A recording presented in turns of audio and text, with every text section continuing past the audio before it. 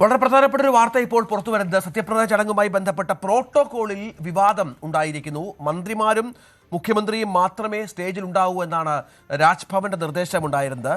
പക്ഷേ തമിഴ്നാട് മാതൃകയിൽ രാജ്ഭവനിലെ നേരത്തെ പറഞ്ഞത് അനുവദിക്കാനാവില്ല എന്ന് വ്യക്തമാക്കുന്നു. ലോക്ഭവന്റെ മാതൃകയിൽ രാജ്ഭവനിലെ ലോക്ഭവനാണ്.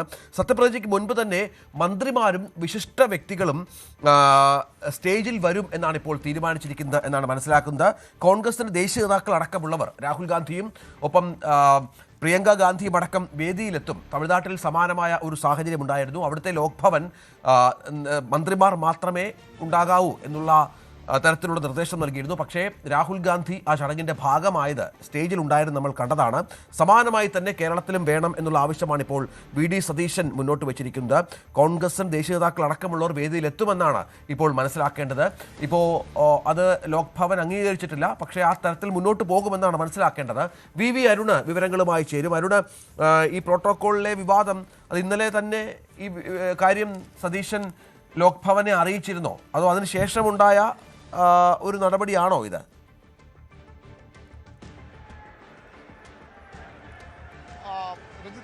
ഇന്നലെ രാത്രി വരെ ലോക്ഭവൻ ഇത് അറിയില്ലായിരുന്നു എന്നാണ് നമ്മൾ അല്പസമയം മുമ്പ് ലോക്ഭവൻ വൃത്തങ്ങളുമായി ബന്ധപ്പെട്ടപ്പോൾ നമുക്ക് ലഭിക്കുന്ന മറുപടി. നമുക്കതിലൊരു വിശദാംശങ്ങളിലേക്ക് പോകാം.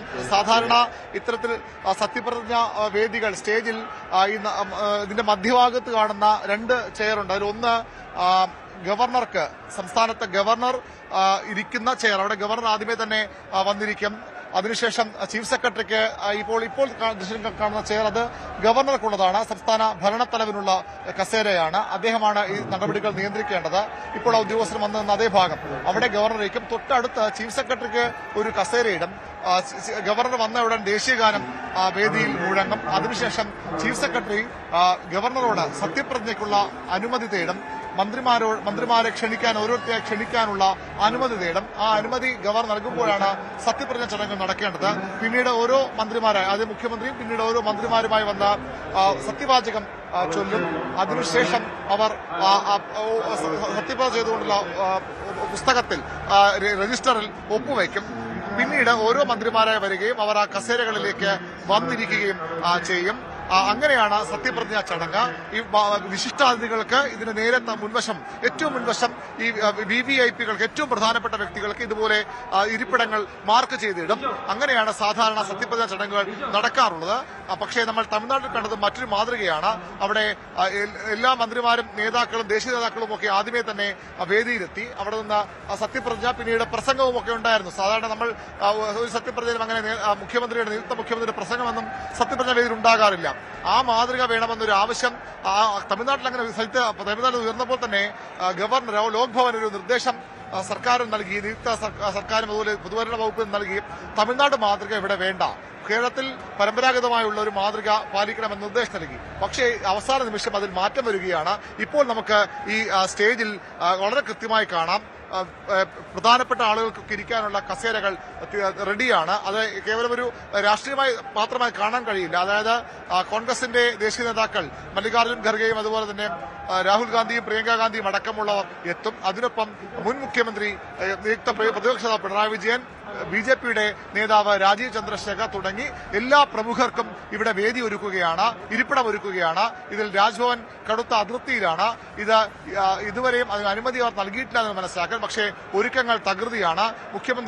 നിയുക്ത മുഖ്യമന്ത്രിയുടെ ഓഫീസ് അംഗങ്ങളും അതുപോലെ തന്നെ മറ്റ് പൊതുഭരണ വകുപ്പിലെ പ്രോട്ടോകോൾ GAD ഉദ്യോഗസ്ഥരും ഒക്കെ അവിടെയുണ്ട്. സിറ്റി പോലീസ് കമ്മീഷൻ അവിടെയുണ്ട്. അവസാനവട്ട ക്രമീകരണങ്ങൾ മാറ്റം വരുത്തുകയാണ്. ആ ക്രമീകരണങ്ങളിലൊക്കെ, ഇരിപ്പിടങ്ങളിലൊക്കെ അവസാനവട്ട ഇരിപ്പിടങ്ങളിൽ മാറ്റമുണ്ടാവുന്നുണ്ട്. കാരണം ഇതിനൊരു മറ്റൊരു പ്രധാനപ്പെട്ട കാരണം കൂടി ഈ സത്യപ്രതിജ്ഞ ഒരു വലിയ രാഷ്ട്രീയ സാധ്യതയുള്ള വേദി കൂടി മാറ്റുക എന്ന ലക്ഷ്യം കൂടി UDFന് മുന്നിൽ, അല്ലെങ്കിൽ പുതിയ സർക്കാരിന് മുന്നിലുണ്ട്. അത് മുന്നിൽ കൊണ്ടുകൂടിയാണ് ഇത്തരമൊരു നീക്കം. അതുകൊണ്ട് നേതാക്കൾ ഒരുപക്ഷെ ചില രാഷ്ട്രീയ പ്രസ്താവനകൾക്ക് പോലും ഈ വേദിയിൽ തയ്യാറായാൽ പോലും അത്ഭുതപ്പെടാനില്ല. ആ രീതിയിലാണ് പോകുന്നത്. ഒരുപക്ഷെ തമിഴ്നാട് മുഖ്യമന്ത്രി വിജയുടെ സത്യപ്രതിജ്ഞ നൽകിയ ഒരു ആവേശവും മാതൃകയുമാവാം ഒരുപക്ഷെ ഈ ഒരു മാതൃക, ഈ ഒരു സാധ്യത തെരഞ്ഞെടുക്കാൻ UDF-നെ പ്രേരിപ്പിക്കുന്നതെന്ന് മനസ്സിലാക്കാം.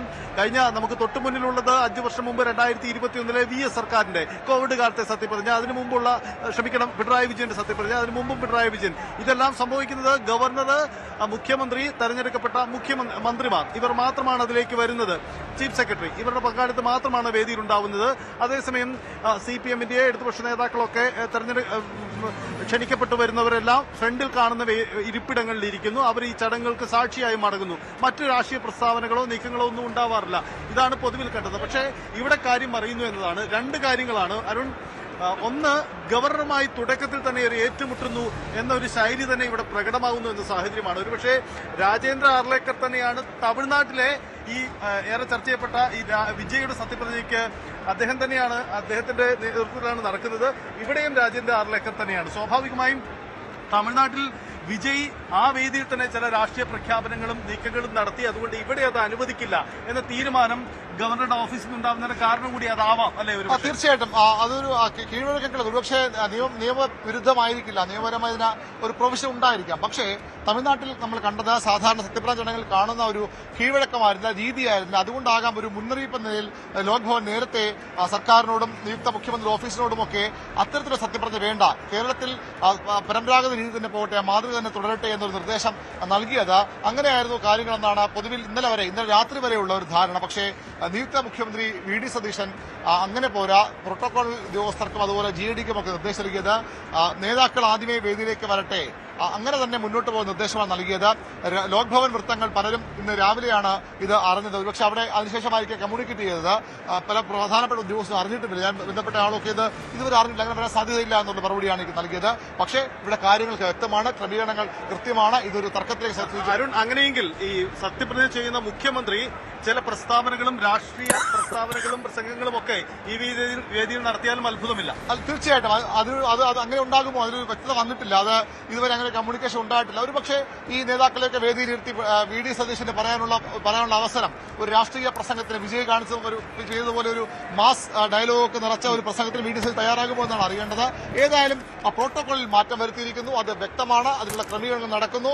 പക്ഷേ അത് ഇനി ലോക് ഭവൻ അംഗീകരിക്കുമോ, അത് ഗവർണർ അതിന് അനുമതി നൽകുമോ? അദ്ദേഹം സ്വാഭാവികമായി വിവരം ഇപ്പോൾ അറിയാനുള്ള സാധ്യത മാത്രമേ ഉള്ളൂ, ഇപ്പോൾ അറിഞ്ഞിട്ടുണ്ടെങ്കിൽ മാത്രമേ സാധ്യതയുള്ളൂ. അതിനപ്പുറത്തേക്ക് അദ്ദേഹം അറിഞ്ഞിട്ടില്ല. തുടക്കത്തിൽ തന്നെ ഇതൊരു കല്ലുകടിയായി മാറുമോ, തുടക്കത്തിൽ തന്നെ ഇതൊരു തർക്കമായി മാറുമോ? നമുക്കറിയാം പിണറായി സർക്കാരിന്റെ കാലത്ത് വലിയ ഏറ്റുമുട്ടൽ ലോക് ഭവനുമായി ഉണ്ടായതാണ്. പിണറായി സർക്കാരിന്റെ കാലത്ത് വലിയ തർക്കങ്ങൾ ഈ വിഷയത്തിൽ ഉണ്ടായതാണ്, പല വിഷയങ്ങളിലും ഉണ്ടായതാണ്. സർക്കാർ ഗവർണർ പോരുണ്ടായതാണ്. വളരെ കോടിയിലായിരുന്നു ഇന്നലെയും മിനിഞ്ഞാന്നുമൊക്കെയുള്ള ഈ ഗവർണർ നിയുക്ത മുഖ്യമന്ത്രി കൂടിക്കാഴ്ച. പക്ഷേ ഇത് എങ്ങനെയാണ് കൈകാര്യം ചെയ്യാൻ പോകുന്നത്? ഒരുപക്ഷെ നിയമവിരുദ്ധമല്ലാത്തതുകൊണ്ട് തന്നെ ഈ ഒരു പ്രോട്ടോകോൾ മാറ്റത്തിന് ലോക് ഭവൻ അവസാന നിമിഷം അനുമതി നൽകിയേക്കാം. കാരണം സത്യപ്രതിജ്ഞ ചടങ്ങ് നടക്കേണ്ടത്, അതുകൊണ്ട് തന്നെ അത്തരമൊരു അനുമതി നൽകിയേക്കാം. പക്ഷേ എന്താണ് ഇത് നടക്കാൻ? ഇപ്പോൾ നിയുക്ത മുഖ്യമന്ത്രിയുടെ നേരത്തെ പ്രതിപക്ഷ നേതാവിന്റെ പ്രൈവറ്റ് സെക്രട്ടറി അടക്കമുള്ളവർ ആ വേദിയിലുണ്ട്, പ്രധാനപ്പെട്ട അവരുടെ ഓഫീസ് ഉദ്യോഗസ്ഥരൊക്കെ ഉണ്ട്. അവസാന നിമിഷം ഈ ക്രമീകരണങ്ങൾക്കായി സർക്കാർ ഉദ്യോഗസ്ഥരും GADയിലെ ഉദ്യോഗസ്ഥരുമൊക്കെ അവിടെ പെട്ടെന്നുള്ള ഈ ക്രമീകരണങ്ങൾ ഏർപ്പെടുത്തുകയാണ്. പ്രോട്ടോകോളിലും ഒരു കാര്യം വ്യക്തമാണ്, ഇത് ഏറ്റുമുട്ടലിലേക്ക് പോകുമോ അതല്ല ഈ താല്പര്യത്തിന് വഴങ്ങുമോ എന്നതും അറിയേണ്ടതുണ്ട്. ഏതായാലും അത് എങ്ങനെ ലോക് ഭവൻ ഈ നിലപാടിനെ എങ്ങനെ കാണുമെന്നുള്ളതാണ് ഇനി കാത്തിരുന്ന് കാണേണ്ടത്. 8:15 VD സതീശൻ നിയുക്ത മുഖ്യമന്ത്രി എയർപോർട്ടിലേക്ക് പുറപ്പെടുമെന്നാണ് നമുക്ക് ലഭിക്കുന്ന വിവരം. അവിടെ VVIPകളൊക്കെ എത്തുന്നുണ്ട്. രാഹുൽ ഗാന്ധിയും പ്രിയങ്ക ഗാന്ധിയും മല്ലികാർജുൻ ഖാർഗെയും അടക്കമുള്ള നേതാക്കൾ എയർപോർട്ടിലെത്തും. അവിടെ അവരെ സ്വീകരിക്കാനായി മുഖ്യമന്ത്രി പോകുന്നുണ്ട് എന്നുള്ള വിവരം കൂടി നമുക്ക് മനസ്സിലാകുന്നു. നഗരമൊട്ടാകെ കോൺഗ്രസ് നേതാക്കളുടെ ഫ്ലക്സുകൾ നിറഞ്ഞ് കവിഞ്ഞിരിക്കുകയാണ്. ഇപ്പോൾ കാണുന്നത് മന്ത്രിസഭയിലെ പൂർണ്ണ അംഗങ്ങളും മന്ത്രിസഭാംഗങ്ങളെ ഉൾപ്പെടുത്തിയുള്ള ഫ്ലക്സുകളാണ്. നഗരമൊട്ടാകെ ഇത്തരം ഫ്ലക്സുകളുണ്ട്. ഇന്നലെ 2 ദിവസമായി തന്നെ ഇത് സ്ഥാപിച്ചു തുടങ്ങിയിരുന്നു UDF പ്രവർത്തകർ. മല്ലികാർജുൻ ഖാർഗെക്കും സോണിയാഗാന്ധിക്കും രാഹുൽ ഗാന്ധിക്കും പ്രിയങ്ക ഗാന്ധിക്കുമൊക്കെ ആശംസ അർപ്പിച്ചുള്ള ഫ്ലക്സുകൾ ഇപ്പോൾ VD സതീശനും മുഹമ്മദ് ഷിയാസിനും, VD സതീശന്റെ വലങ്കയായ മുഹമ്മദ് ഷിയാസിനും അഭിവാദ്യം അർപ്പിച്ചുള്ള ഫ്ലക്സുകൾ, സതീശൻ്റെ മുഖം, സതീശൻ്റെ ചിരി, ഇതൊക്കെ നിറയുന്ന ഫ്ലക്സുകളാണ് നഗരമെമ്പാടും ഇപ്പോൾ പ്രേക്ഷകർ കാണുന്നത്. ഇത്തരത്തിൽ വലിയ ആവേശത്തിലും ആത്മവിശ്വാസത്തിലുമാണ് UDF പ്രവർത്തകരും നേതാക്കളുമൊക്കെ. ഒരു മാറ്റം അവർ പ്രതീക്ഷിക്കുന്നു. നിരവധി പദ്ധതികളുടെ പ്രഖ്യാപനവും പ്രതീക്ഷിക്കുന്നു. നേരത്തെ പറഞ്ഞതുപോലെ ആശാവർക്കർമാരുടെ ഓണറേറിയം വർദ്ധിപ്പിക്കുക എന്നത് ഇന്നത്തെ മന്ത്രിസഭായോഗം, ആദ്യ മന്ത്രിസഭായോഗം ഇന്നുണ്ടാകും. അതിൽ പ്രഖ്യാപനം ഉണ്ടാകുമെന്നാണ് പ്രതീക്ഷിക്കുന്നത്.